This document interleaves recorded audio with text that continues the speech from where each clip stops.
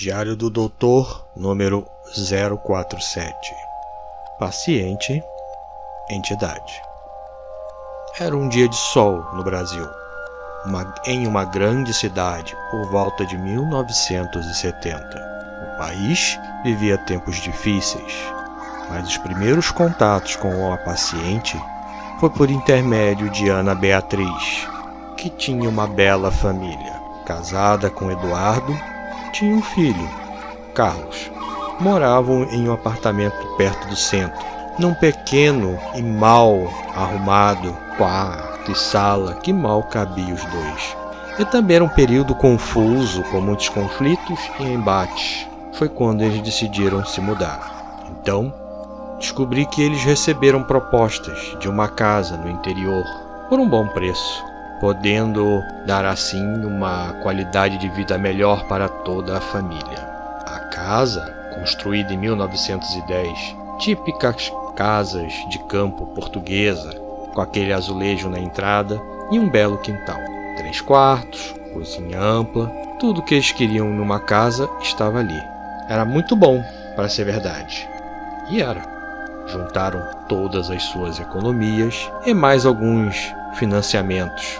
E agora, eles têm uma casa de verdade. 3 anos de estudo se passaram sobre o paciente, mas nenhuma mudança é vista em seu quadro clínico, ou a manifestação ou problemas.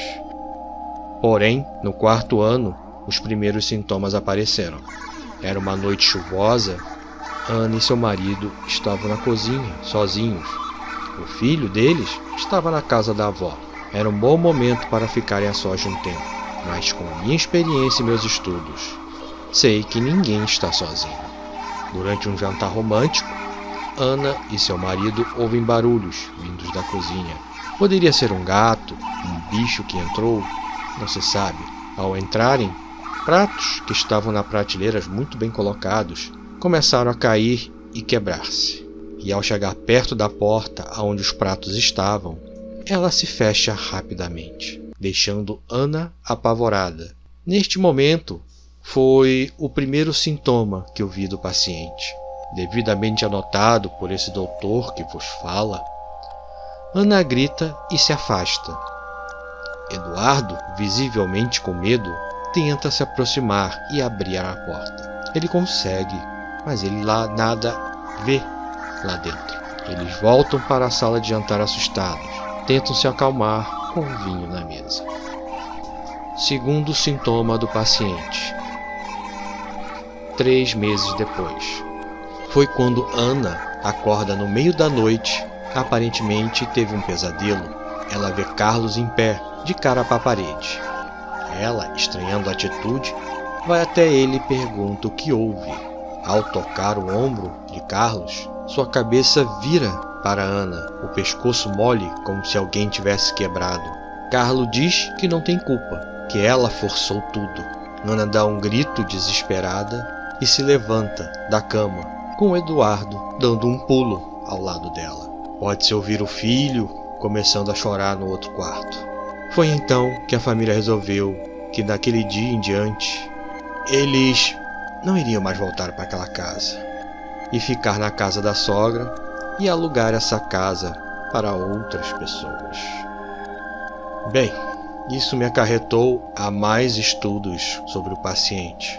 5 meses depois, meus estudos levaram aos primeiros moradores da casa, uma família portuguesa que por muitos anos morou ali. Um casal jovem que diz no jornal da época não tiveram filhos e a mulher enlouqueceu, achando que a culpa era do marido e o matou envenenado na cozinha e depois se matou no quarto. Isso acarretou ao paciente entidade que, inconformada com a sua morte e de não ter filhos, tenta achar a cura para a sua doença, no caso, a morte. Infelizmente, é uma doença sem cura. Encerramos aqui o caso paciente entidade.